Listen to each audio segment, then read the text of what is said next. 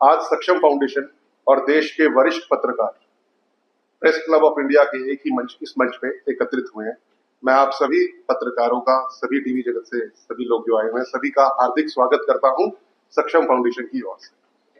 सक्षम फाउंडेशन एक 7 साल पुरानी संस्था है जिसका गठन हुआ है श्री राम जी के जीवंत जीवन को आज के यंगस्टर्स, आने वाली पीढ़ी, हमारे बच्चों के जीवन में आत्मसात करने। भगवान श्री राम ने अपना जीवन जैसा जिया, हम सब लोग चाहते हैं कि हमारे बच्चे भी वैसे ही बने, परंतु टेक्नोलॉजी, पाश्चात्य जगत का प्रभाव ये इस कदर फैल रहा है कि बच्चों का ध्यान अपने कल्चर, अपनी संस्कृति से दूर होता जा रहा है।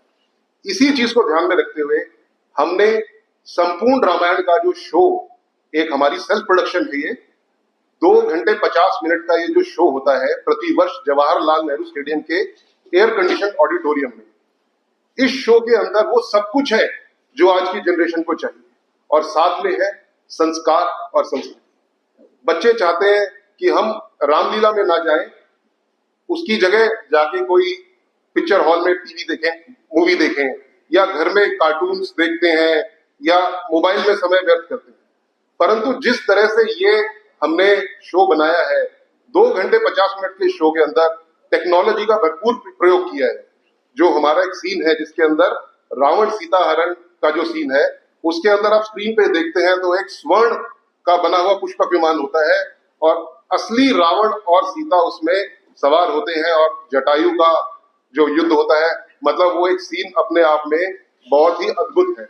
इसके अलावा और भी बहुत से प्रयास हमने किए हैं इस वर्ष, जैसे जटायु संस्था द्वारा भगवान शिव का आह्वान और विजय श्री का आशीर्वाद प्राप्त करना। इस वर्ष यह कार्यक्रम 9, 10 और 11 अक्टूबर को, यानी सप्तमी, अष्टमी, नवमी, बुधवार, वीरवार और शुक्रवार के दिन जवाहरलाल नेहरू स्टेडियम के अंदर किया जाएगा। इसके अंदर 2 शोज प्रतिदिन होते हैं। पहला शो 2 बजे शुरू होता है और वो 5:30 बजे तक कंक्लूड होता है, और दूसरा शो हम 6 बजे शुरू करते हैं और लगभग 9:30 बजे तक वो शो कंक्लूड होता है। सेम शो होता है और ऑडियंस बदलती है। 2000 प्लस की कैपेसिटी जवाहरलाल स्टेडियम के अंदर है। ईश्वर की कृपा से, भगवान श्री राम की कृपा से पिछले वर्ष 2000 लोगों की कैपेसिटी के अंदर 3000 लोग वहां प्रांगण में खड़े थे। हम किस तरह मैनेज कर रहे थे, एडिशनल चेयर्स लगाकर या सबको किसी को कार्यालय में बिठाकर, तो इसी तरह का प्रयास इस बार है कि उसी तरह का उत्साह जनता को इस कार्यक्रम में बने। इसके लिए कुछ बदलाव किए गए हैं, और हमारे इसके अंदर एक बहुत अच्छा ये रहता है, क्योंकि हमारा लोकेशन जवाहरलाल स्टेडियम है, तो देश के वरिष्ठ नेता, इस बार हमें पूरी आशा है कि भारत सरकार से हमारे बीच में वित्त मंत्री श्रीमती निर्मला सीतारमण जी का आगमन होगा एक शो के अंदर उद्घाटनकर्ता के तौर पे। आदरणीय श्री नितिन गडकरी जी ने भी हमें आश्वासन दिया है कि बृहस्पतिवार के दिन पहले शो के अंदर उनका आने का पूरी संभावना है। हमारे गिरिराज किशोर जी जो टेक्सटाइल मिनिस्टर हैं, उनका भी आने का हमें पूर्ण विश्वास है। उन्होंने हमें डेफिनेट किया है कि पहले दिन दूसरे शो के अंदर वो आएंगे। सर, चूंकि आप लोग डिजिटली रामायण को समझाना चाहते हैं, इस रामायण को समझाना चाहते हैं, कहीं ना कहीं बेरोजगारी का भी सवाल होता है, कलाकारों का भी बेरोजगार का। बिल्कुल। तो क्या है एक्चुअली, क्या जो रामलीला होती चली है इस जमाने से, आप क्या बताएं? हमने साहब डिजिटल सिस्टम से किसी भी कलाकार को बेरोजगार नहीं करा। हमारे कलाकार उतने के उतने ही हैं और कलाकार ही हैं। एक थिएटर शेप रामायण है, खाली डिजिटली दिखाकर उसको और अच्छा एक इम्पैक्ट डालने की कोशिश करिए। कोई भी एक्टर नहीं कम हुआ, कोई भी आदमी कम नहीं हुआ, उतना ही रोजगार है और उतनी ही चीजें हैं। सक्षम है आप लोग? किस तरह सक्षम है हम लोग, और सक्षम ही लोगों को बनाना है। भारतीय धरोहर की शुरुआत करेंगे रामायण से और आगे एजुकेशन तक लेके जाएंगे, जिसको सक्षम भी है, सक्षम लोगों को बनाना भी है। कितने दिन तक रहेगी आपकी 3 दिन की है, ये 9, 10 और 11 2 शो एवरी डे। अगर बात की, जैसे आपने कहा कि जहाँ जहाँ भगवान राम ने वनवास के समय में गए तो सब जगह क्या मिट्टी लाए हैं, जी। कंबोडिया का भी जिक्र किया गया है जी। क्या इसमें इन सब जगह से कितना सहयोग है? कंबोडिया से तो हम लोगों ने कंबोडिया में लिखी हुई रामायण हम लोगों ने प्रदर्शित करी थी पिछले साल में। इस साल तो हम लोग अयोध्या से लेकर लंका तक के बीच में जहाँ भगवान राम गए, उसमें से 12 प्रमुख जगहों की हम लोगों ने जो चरण धुली है वो इकट्ठी करी है। और जहाँ भी हम लोग गए, जहाँ भी हमने मिट्टी इकट्ठी करी, तो हर जगह के जो हर राज्य के लोग हैं, उस गाँव के लोग हैं, आदिवासी लोग हैं, उन सबको जान के बड़ी खुशी हुई कि हमारे यहाँ पे कोई आया और वो भगवान राम की जन्नत धूली इकट्ठी कर रहा है, कहीं पे दिल्ली में जा रही है, हर स्टेट खुश है कि अगर हमारे उनको पता अल्टीमेटली इससे बूस्ट मिलता है आपकी टूरिज्म को भी, कल्चर को भी, इकोनॉमी बूस्ट होती है हर चीज से। तो हर आदमी इसमें जन्नत खुश है और वहाँ कॉपरेशन के लोगों को भी गौरव फील हुआ कि हमारा स्थान इतना इम्पोर्टेंट है कि इसको इस तरह से एक्नॉलेज किया जा रहा है। जब हमने हम्पी से मिट्टी मंगवाई, जब हमने धनुषकोटी से मिट्टी मंगवाई, तो मतलब बहुत ही वहाँ के जिन लोगों को हमने कार्य सौंपा कि आपको ये मिट्टी हमारे लिए अरेंज करनी है, मतलब बहुत हमारे सहयोगी हैं जिन्होंने अरेंज कर करके हमें प्रोवाइड की, तो उन लोगों को भी गौरव फील हुआ भारतीय संस्कृति में कि भगवान राम इस स्थान पे आए थे। कई लोगों को जितनी ज्यादा जानकारी भी नहीं थी, तो जब वो बात पहुंची तो ये भी एक गौरव का विषय है। हर साल रामलीला होती है, लेकिन आप लोग कैसे तैयारी करते हैं उसके लिए, क्योंकि आपको प्रदर्शित करना होता है, कई तरह से एग्जीबिशन करना होती है जी जन्मभूमि की आपने बात की, ऐसे कैसी कौन कौन सी और चीज होती है?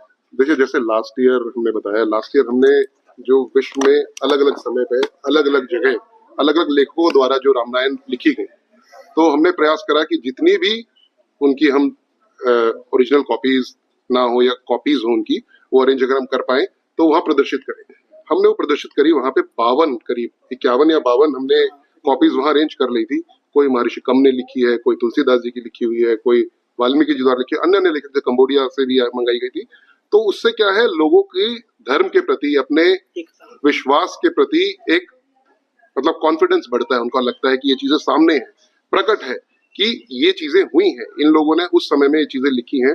तो मुझे लगता है कि चाहे वो 3 साल का बच्चा हो या वो एक 80 वर्ष का बुजुर्ग हो, सबको वो पढ़ के अपने आप पे गौरव फील होता है। उन्हें लगता है कि भाई हमारा देश, हमारी संस्कृति कहीं किसी चीज से पीछे नहीं है, हमारी संस्कृति तो विश्व गुरु रही है और फिर दोबारा विश्व गुरु बनने की तरफ अग्रसर है। इस मंच से मर्यादा पुरुषोत्तम राम जी का क्या संदेश है?